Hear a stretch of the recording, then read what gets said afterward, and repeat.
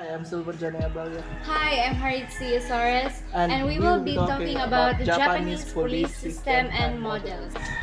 The Secret Historical Police Organization, TOCO, Special Higher Police, investigated and controlled political group and ideologies deemed to be a threat to public order. Kempeitai, Military Police of the Imperial Army. Tokeitai, Military Police of the Imperial Japanese Navy. After Japan surrendered in 1945, occupation authorities retained the pre-war police structure until a new system was implemented and the Diet National Legislature of Japan passed the 1947 police law. Police system was decentralized. National Rural Police was organized by prefecture. National Public Safety Commission. Mission: to guarantee the neutrality of the police by insulating the force from political pressure and to ensure the maintenance of democratic methods in police administration. Primary function: to supervise. The National Police Agency has the authority to appoint or dismiss senior police officers. National Police Agency.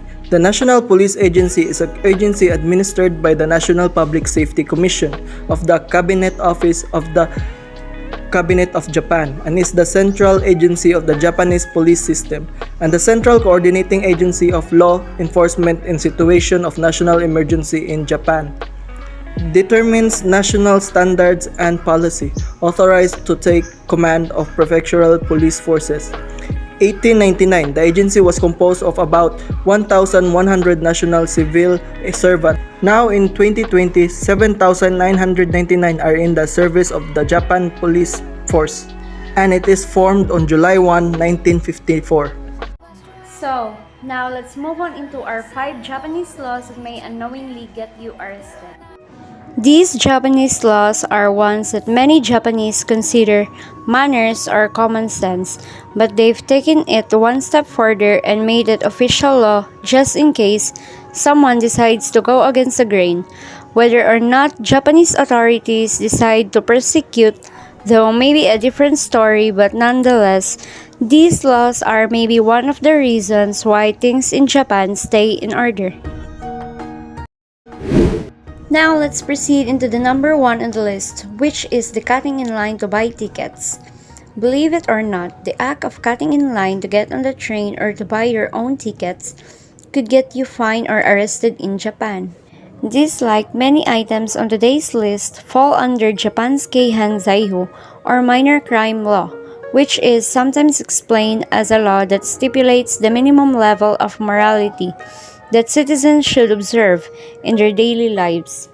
And it targets bad acts that are often seen in daily life. All minor crime law violators could face a fine between about $10 to $100 or jail time of 1 to 30 days. Number 2.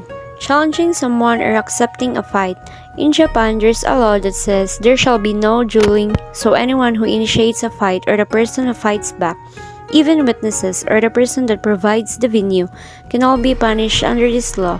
It dates back to 1889 with a punishment of 6 months to 2 years, but for more than 100 years, it was considered a dead law, with only a few cases of its application.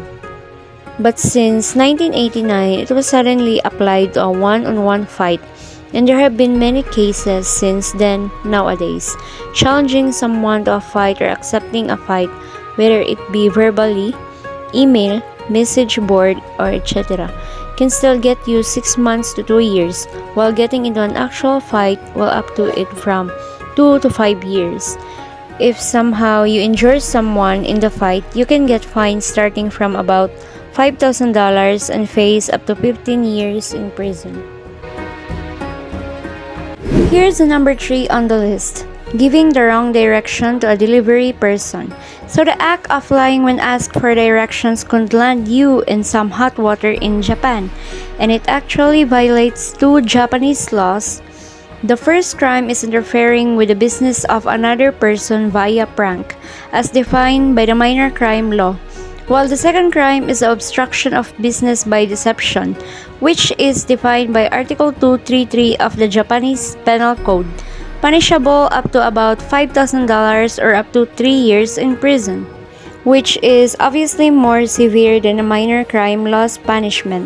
Which loss applies will depend on the severity of the maliciousness. So, pranksters, be warned.